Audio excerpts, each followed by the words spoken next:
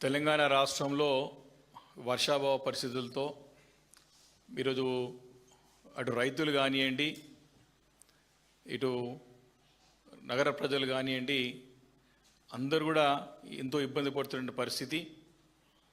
ముఖ్యంగా శ్రీపాద ఎల్లంపల్లి ప్రాజెక్టులో ఉండాల్సిన నీరు కొరతతో హైదరాబాద్ నగరాన్ని కూడా తాగునీరు ప్రమాదం ఏర్పడే పరిస్థితి స్పష్టంగా కనపడుతూ ఉంది.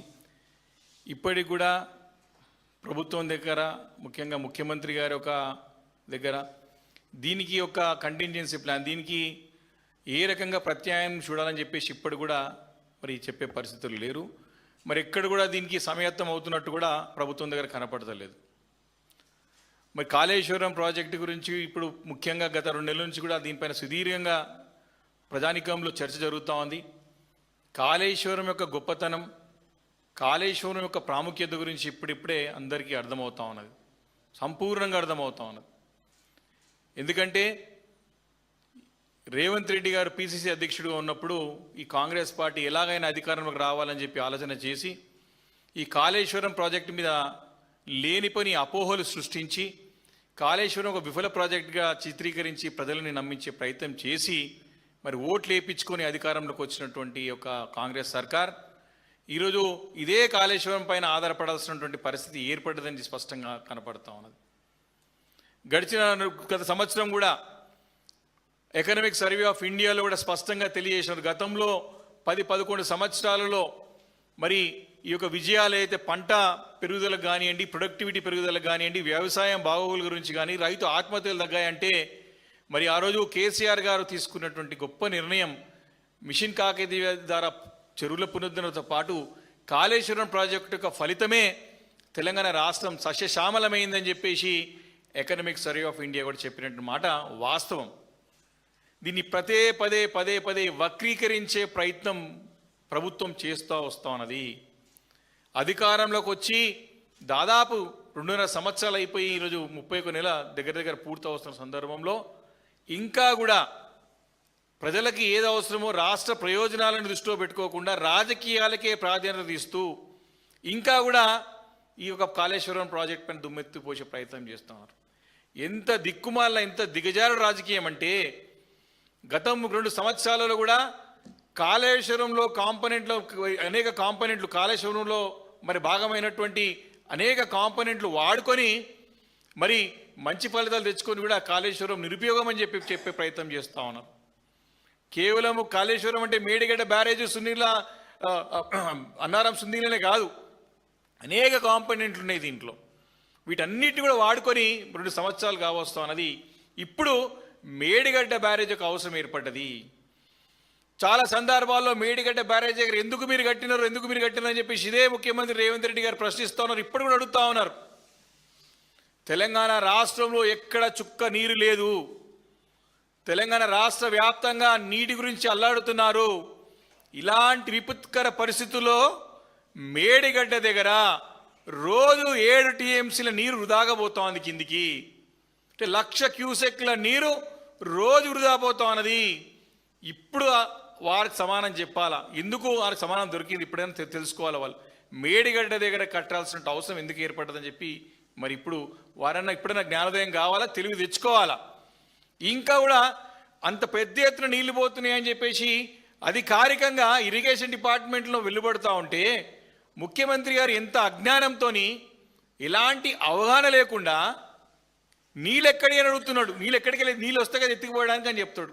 అంత పరిజ్ఞానం ఉన్నటువంటి ముఖ్యమంత్రి దొరకడం తెలంగాణ ప్రజలకు దౌర్భాగ్యం, దురదృష్టం. ఇలాంటి ముఖ్యమంత్రి తన రాజకీయాలకే ప్రాధాన్యత ఇస్తూ నిజాన్ని కూడా అబద్ధం చేసే ప్రయత్నం చేస్తూ ఉన్నాడు. కాబట్టి ఈ 2.5 సంవత్సరాల నుంచి కూడా ఇప్పుడు ఎందుకు మీరు ఎక్కడికి వెళ్ళి ఎత్తుతలేరంటే ఎన్డీఎస్ఏ పేరు మీద తప్పించుకునే ప్రయత్నం చేస్తూ ఉన్నారు. మేడిగడ్డ దగ్గర నీళ్లు ముయ్యకుండా, మేడిగడ్డ దగ్గర గేటు ముయ్యకుండానే నీళ్ళు ఎత్తిపోయొచ్చు అని చెప్పి పదే నిపుణులు, ఇంజనీర్లు, రిటైర్డ్ ఇంజనీర్లు అందరూ కూడా చెప్తా ఉంటే పడి చెవున పెట్టేసి మరి రాజకీయానికి ప్రాధాన్యత ఇస్తూ ఇది విఫల ప్రాజెక్టు చూపెట్టే ప్రయత్నం చేస్తూ ఉన్నారు. ముఖ్యంగా మరి ప్రభుత్వం వచ్చిన తర్వాత సరే ఎన్డీఎస్ఏ చెప్పింది క్లియర్గా మీరు దాన్ని మరమ్మతులు చేసి వాడుకోవచ్చు అని చెప్తే కూడా మరి దాన్ని మరమ్మతులు చేయకుండా ఎప్పుడు కూడా ఇన్ని రోజులలో 2.5 సంవత్సరాలు కావస్తా ఉన్నది, ఏ రోజైనా సరే ఎన్డీఎస్ఏ ద్వారా మీటింగ్ ఏర్పాటు చేసుకున్నాడా? ఏ రోజైనా ఒక లెటర్ రాసినాడా? 73 సార్లు నిన్న ఢిల్లీ కలుపుకుంటే 73 సార్లు ఢిల్లీ పోయినాడు. ఒక్కసారన్నా ఎన్డీఎస్ఏ అధికారులతో ప్రత్యేకమైన సమావేశం ఏర్పాటు చేసినాడా రేవంత్ రెడ్డి గారిని ప్రశ్నిస్తూ ఉన్నాం. మెట్రో స్వాధీనం చేసుకోవడానికి, మెట్రో ఉన్నటువంటి 350 ఎకరాలని కాజేయడానికి, దాని ద్వారా రియల్ ఎస్టేట్ దందా చేసుకోవడానికి, తన అన్యాయాలకు అప్పచెప్పడానికి రోజు మెట్రో మెట్రో అని చెప్పి 10 సార్లు పర్యటించినవే, ఉత్తరాలు రాసినవే. ఇదే మేడిగడ్డ గురించి ఎందుకు లెటర్ రాయలేదు? నువ్వు ఎందుకు ప్రశ్నించలేదు? ఎందుకు నిలదీయలేదు?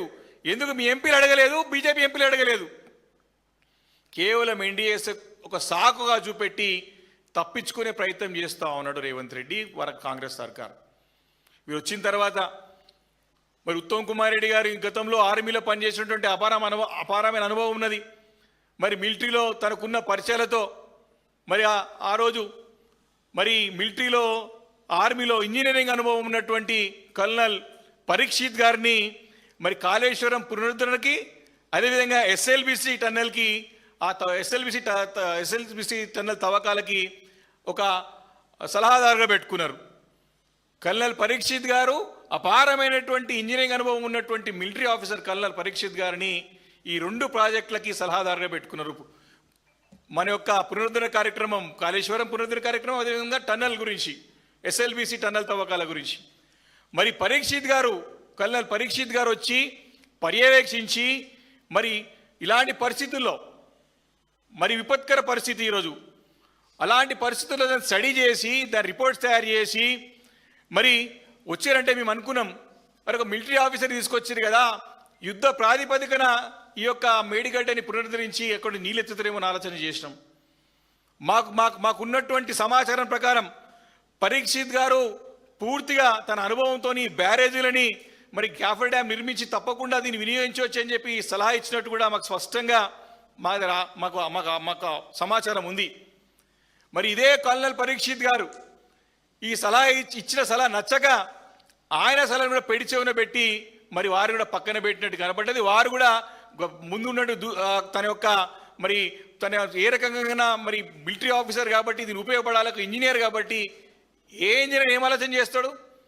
ఇలాంటి ఛాలెంజెస్ వచ్చినప్పుడు, ఇలాంటి అడ్డంకులు వచ్చినప్పుడు దాన్ని అధిగమించడమే కదా ఇంజనీర్ ఒక పని. ఇంజనీర్ ఒక పని ఎందుకు? దాని సలహా, దానికి ఒక సమస్యకి పరిష్కారం చూపెట్టడమే ఇంజనీర్ ఒక బాధ్యత. ఈరోజు తెలంగాణ రాష్ట్రంతో పాటు అనుభవం గలటువంటి మిలిటరీ అధికారులు కూడా, ఇంజనీర్లు కూడా దీన్ని వాడుకోవచ్చని దీనికి ఒక పరిష్కారం చూపెడతా ఉంటే పరిష్కారాన్ని ఫాలో అయ్యేటువంటి దాని పాటించడానికి ముఖ్యమంత్రి గారు ముందుకు రావట్లేదు. కాబట్టి అంటే యుద్ధ ప్రాతిపదిక చేయాల్సిన అవసరం. విపత్తు అంటే కేవలం వరదలు వచ్చినప్పుడే కాదు, ఇలాంటి పరిస్థితి కూడా. మరి ఈరోజు ఇంత తీవ్రమైన సమస్య కరువు అంటే కరువు ఒక విపత్తు లాంటిది. రేపు పొద్దున కరువు వచ్చేటువంటి ప్రమాదం కనపడుతూ ఉన్నది. కాబట్టి ఈ నీతి కొరత రాకుండా చూడాల్సినటువంటి బాధ్యత కూడా మరి ఇటు అధికారులపైన కానీ, ఇటు మిలిటరీ నుంచి అధికారులపైన, ప్రతి ఒక్కరిపైన ఉంటుంది. కాబట్టి ఎవ్వరు సలహాలు కూడా మరి తీసుకోవడానికి ముఖ్యమంత్రి రేవంత్ రెడ్డి గారు సిద్ధంగా కనపడతలేదు. కాబట్టి ప్రభుత్వానికి చేత కావట్లేదని స్పష్టంగా కనపడుతూ ఉన్నది. మేము బీఆర్ఎస్ పార్టీ తరఫున మా గతంలో పనిచేసే అనుభవం ఉన్నటువంటి మంత్రులు, మరి హరీష్ రావు గారు ఇరిగేషన్ శాఖ నిర్వహించినటువంటి మంత్రులు చాలామంది మా పార్టీ కూడా మీరు 3 నెలలు మాకు అప్పచెప్పండి, దీని ఏరా వినియోగం తీసుకురాలో చేసి చూపెడతామని చెప్పి ఛాలెంజ్ చేస్తే కూడా తోక ముడుచుకొని రాజకీయాలు చేసుకుంటూ మరి ముఖం చాటేస్తున్నారు ఈ ముఖ్యమంత్రి రేవంత్ రెడ్డి గారితో పాటు వారి మంత్రులు. 3 నెలలు మాకు ఇవ్వండి, మాకు బాధ్యతలు ఇవ్వండి, మీరు చూడండి, మీ వెంబడే ఉంటాం, మీకు సలహాలు ఇస్తాం, సూచనలు ఇస్తాం, ఏ రకంగా వాడుకోవచ్చో చెప్తామని చెప్తే కూడా మరి దాన్ని పాటించడానికి సిద్ధంగా లేదు. కాబట్టి మరి ఈ రేవంత్ రెడ్డి గారు మరి పూర్తిగా బాధ్యత వారే వహించాలా. సాగునీరు లేక, తాగునీరు లేక రేపు ఈ యొక్క కరువు వస్తే దానికి పూర్తి బాధ్యత రేవంత్ రెడ్డి తీసుకోవాల్సిన అవసరం ఉన్నది. ముఖ్యంగా మరి మనం చూస్తా ఉన్నాం ఎల్నినో ఎఫెక్ట్ ఇంకా రోజు రోజుకి బలపడుతుంది, ఇంకా చాలా చాలా తీవ్రమైన పరిస్థితులు ఉంటాయి రాబోతాయి అని చెప్పి చెప్తా ఉన్నారు అందరూ కూడా. దేశవ్యాప్తంగా, ప్రపంచవ్యాప్తంగా చెప్తా ఉన్నారు. అసలు ఎల్నినో అనేది ఇప్పుడు చూస్తా ఉన్నాం, కానీ ఎల్నినో రూపంలో రేవంత్ రెడ్డి కనపడతా ఉన్నాడు ఇక్కడ. మన కళ్ళ కనబడుతున్నాడు. అందరం కూడా చూస్తా ఉన్నాం. ఈయన ఒక తుగ్లకు, అదేవిధంగా ఒక హిట్లర్, ఇద్దరి కాంబినేషనే ఈరోజు ఒక రేవంత్ రెడ్డి కనపడుతున్నాడు. ఒక సైకోలాగా వ్యవహరిస్తూ ఉన్నాడు, ఒక శాడిస్ట్లాగా వ్యవహరిస్తూ ఉన్నాడు. కాబట్టి ప్రభుత్వం అన్న తరపు బాధ్యత గల పదవిలో ఉన్నప్పుడు అందరూ సూచన సలహాలు తీసుకొని పాటించి ముందుకు వెళ్ళి రైతాంగాన్ని కానీ రాష్ట్ర ప్రయోజనాలు కాపాడే బాధ్యత తీసుకోలే తప్ప రాజకీయాలు చేస్తే మాత్రం రేపు పొద్దున్న ఖచ్చితంగా వారికి ప్రజాక్షేత్రంలో గుణపడడం తప్పదని చెప్పేసి ఈ సందర్భంగా హెచ్చరిస్తూ ఇమీడియట్గా మీరెవరైతే ఈ కల్నల్ పరీక్షిత్ గారు ఇచ్చినటువంటి సూచన సలహాలు బయట పెట్టండి. గతంలో కూడా చాలా మంది నిపుణులు గత సంవత్సరం చెప్తా ఉన్నారు, దీన్ని ఆల్టర్నేట్ వాడుకోవచ్చని చెప్తా ఉన్నారు. రిపోర్ట్ అని బయట పెట్టండి, దీన్ని ఇమీడియట్ వాడకం తీసుకురండి, లేకపోతే మాత్రం తప్పకుండా మీకు గుణపడడం తప్పదని చెప్పి ఈ సందర్భంగా హెచ్చరిస్తా ఉన్నాను.